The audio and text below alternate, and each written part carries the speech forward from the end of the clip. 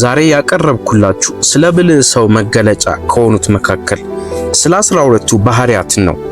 እስኪ ልጠይቃችሁ፣ ስለ ብልህ ሰው መገለጫ አስባችሁ ታውቃላችሁ? ማለትም ስለ ብልህ ሰው የተለየ ባህሪ ወይም ደግሞ የሆነ ሰው በሰዎች ዘንድ ብልህ ሆኖ ለመታየት ብለው በሚናገሩበት ጊዜ ቃላታቸውን ሲመርጡ፣ ነገር ግን ሰዎች የሚያስቧቸው እነሱ እንደሚያስቡት አይደለም። በሚገርም ሁኔታ ደግሞ ብልህ ሰዎች ከዚህ ይለያሉ። ምክንያቱም ብልህ ሰዎች እነሱ ብልህ መሆናቸውን አለማመናቸው ነው። ዝቅተኛ የማሰብ ችሎታ ያላቸው ሰዎች ከተወዳዳሪያቸው ጋር ብቃታቸውን ለመገመት የተጋለጡ ናቸው። እንደ እውነቱ ከሆነ ብልህነት ብዙ ሰዎች ለመሆን የሚመኙት ነው። በዚህም ምክንያት ብዙ ሰዎች የውሸት ለመምሰል ይሞክራሉ። ነገር ግን በሕይወት ውስጥ ልናስመስላቸው የማንችላቸው ነገሮች አሉ። ከነሱ መሃል ብልህነት ነው። እንደ እውነቱ ከሆነ ሳይንስ ያስቀመጠው ነገር አለ።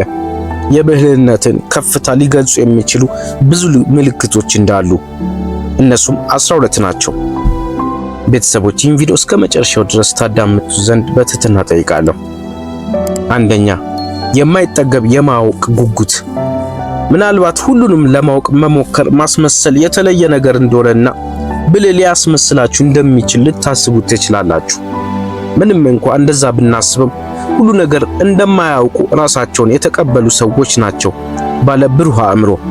ትህትና ለማሳየት አይደለም፣ ምክንያቱም ይህ የሚያሳየው አዲስ ነገርን ለመማር ጉጉት ስለሚኖርባቸው ነው። እውነታው ብልህ ሰዎች አስተውለው ይጠይቃሉ፣ እናም ጊዜያቸውን የሚያሳልፉት አዲስ ነገሮችንና የሚያስደስታቸውን ርዕሶች ላይ ምርምር በማድረግ ነው። ስለዚህ ሙሉ ዕድሜያቸውን የሚያሳልፉት በመማር ነው። ሁለተኛ፣ ክፍት አስተሳሰብ ወይም ክፍት የሆነ አእምሮ አላቸው። ብዙ ሰዎች ባመኑት ነገር ላይ ብቻ ይኩራራሉ። አመለካከታቸውን ደረቅ በሆነ እይታ ሳያመዛዝኑ ነው የሚመለከቱት።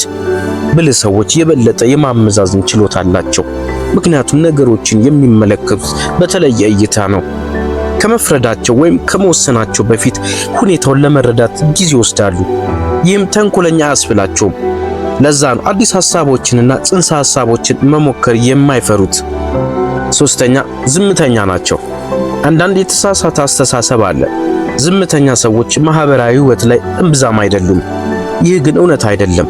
ምናልባት ቀውጥ የሚባሉ ሰዎች ላይሆኑ ይችላሉ፣ ምክንያቱም ነገሮችን ከሰዎች ጋር በእርጋታና በውይይት ማድረግ ስለሚያስደስታቸው ነው። ለምሳሌ በቡድን ጨዋታ ውስጥ ከሆኑ ብልህ ሰዎች መልሳቸውን ጮክ ብሎ ከመመለስ ይልቅ ቀድሞንም ማሰብ ይመርጣሉ። የማይረባ ጨዋታ ከሆነ ከማውራት ይልቅ ዝምታን ይመርጣሉ። አራተኛ፣ ከፍተኛ የመላመድ ችሎታ አላቸው። ህይወት ሁልጊዜ ቀላል አትሆንም። አንዳንዱ ያጉረመርማል እናም ብስጭትን ይገልጻል፣ ምክንያቱም ቶሎ ንዴትን መቻልና ወደ ነበረበት መመለስ ስለሚከብደው። በሌላ በኩል ብልህ ሰዎች ግን ፈተናዎችን የመቻል ችሎታ አላቸው። አዲስ ችግር ወይም ፈተና በመጣ ቁጥር ቶሎ የመላመድ ችሎታ አላቸው።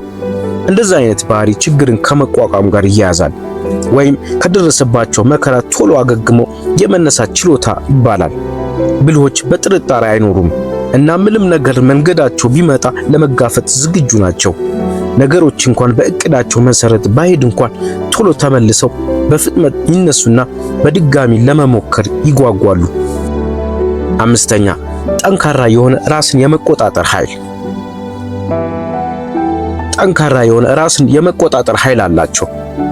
ብዙ ሰው ሲጎዳ፣ ሲገፋ፣ ሲባረር ምላሽ የሚሰጠው በብስጭትና በምሬት ነው። ብልህ ሰዎች ግን ከዚህ ይለያሉ። ስሜታቸው እነሱን እንዲመራ በፍጹም አይፈቅዱም። በዚህም መጥፎ ውሳኔ አይወስኑም። ጥቅምን እና ጉዳቱን የሚያስቡ ናቸው። ዝም ብለው የማይሆኑ ነገሮችን አይለፈልፉም። ስድስተኛ፣ ዕውቅናን የመስጠት ችሎታ አላቸው። ጉረኞች በጭራሽ ስህተትን አይቀበሉም፣ ምክንያቱም የበታችነት ስለሚሰማቸው። በተቃራኒው ብልሆች ደግሞ የራሳቸውን ዋጋ ከጉራ ጋር አያተሳስሩትም። ስለዚህ ስህተትን ተቀብለው ወደፊት ለመቀጠል ጊዜ አይወስድባቸውም። ለራሳችሁ ታማኝ ሁኑ፣ እናም ሌሎቹን አድንቁ። ይህም ትልቅ የብልህነት መገለጫ ነው። ሰባተኛ፣ ለጥበብ አድናቆት አላቸው። ጥናት እንደሚያሳየው ከሆነ ቀልድና ብልህነት የተያያዙ ናቸው። እንደ እውነቱ ከሆነ ኮሜዲያኖች ብዙውን ጊዜ በአይኪው ቴስት ከፍተኛ ውጤት ያመጣሉ። ምክንያቱም ኮሜዲ ማለት መረጃን ፕሮሰስ ማድረግ ብቻ ሳይሆን ለየት ያለ ያልተለመደ አንግል ማየት ስለሆነ ነው። በሳል የሆኑ ቃላቶችን ተጠቅመው ከሁኔታዎች ጋር ማገጣጠም ማለት ነው።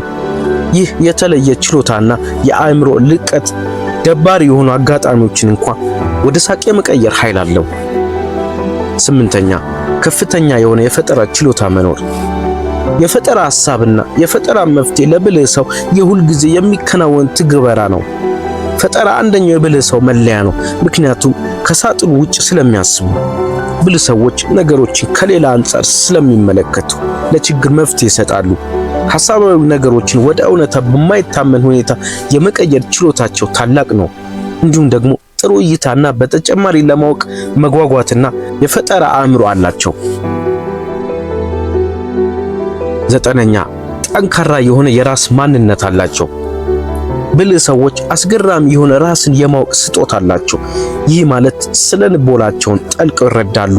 ማለትም የሚጠሉትንና የሚወዱትን፣ ግባቸውንና ዝንባሌያቸውን፣ ጥንካሬያቸውንና ድክመታቸውን እንዲሁም ዋጋቸውን ለይተው ያውቃሉ። ይህ ማለት ግን እነሱ አስተሳሰባቸው ምልኡ ነው ማለት አይደለም። እንደውም በጣም በተቃራኒ ነው። ነገር ግን ራሳቸውን የመገንዘብ ስሜታቸው ግን አያደናቅፍባቸውም። ምክንያቱም ድክመት ስላላቸው። ብልህ ሰዎች ጥንካሬያቸውን ሲያሳድጉ ድክመታቸው ላይ ይሰራሉ። 10ኛ የተለያየ ፍላጎታቸውን የመገደብ ሁኔታ።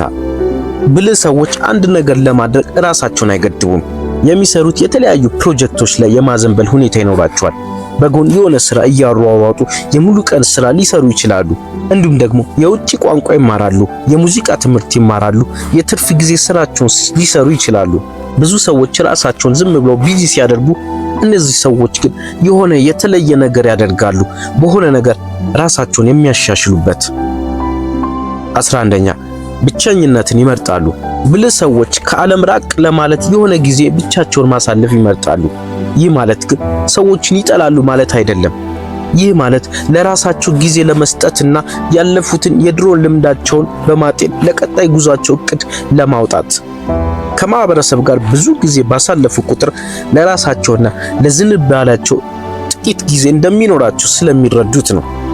በእርግጥ ጓደኞችና ቤተሰቦች አሏቸው፣ ግን የተለየ ብቻቸውን የሚሆኑበት ጊዜ ይኖራቸዋል ማለት ነው። 12ኛ የሌሎች ሰዎች ስሜት የመረዳት አቅማቸው ከፍተኛ ነው።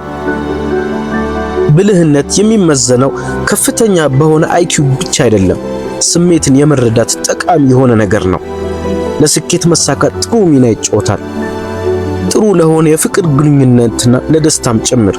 ጥሩ የሆነ የጎለበተ ባለምጡቅ አእምሮ በሆነን ቁጥር በተሻለ ሁኔታ ጭንቀትን እንድናሻሻልና ሌሎችን እንድንረዳ ይጠቅመናል። በዙሪያችሁ ያላችሁ ሰዎችን ስሜት መረዳት ነገሮችን ስናደርግ በሚፈልጉ ሁኔታ መልስ እንድንሰጥ ያደርጋል። ማለትም ርህራሄ የብልህነት ስሜት መገለጫ ነው። በመሰረቱ ለሰው ልጅ ብልህነት ብዙ ገጽታዎች አሉ። ነገር ግን በደንብ የተረጋገጡ ጸባዮችና ባህሪያት ስርዓት አሉ። ማለትም ከፍ ባለ የብልህነት ደረጃ ላይ ያሉ ግለሰቦች የሚለዩበት። ግን እስኪ ልጠይቃችሁ፣ አሁን ከገለጽኩላችሁ መካከል የትኛው ባህሪ ነው የበለጠ የተገነዘባችሁት? አስተያየታችሁን ከታች አስቀምጡልን። መልካም ይሁን ተመኘው።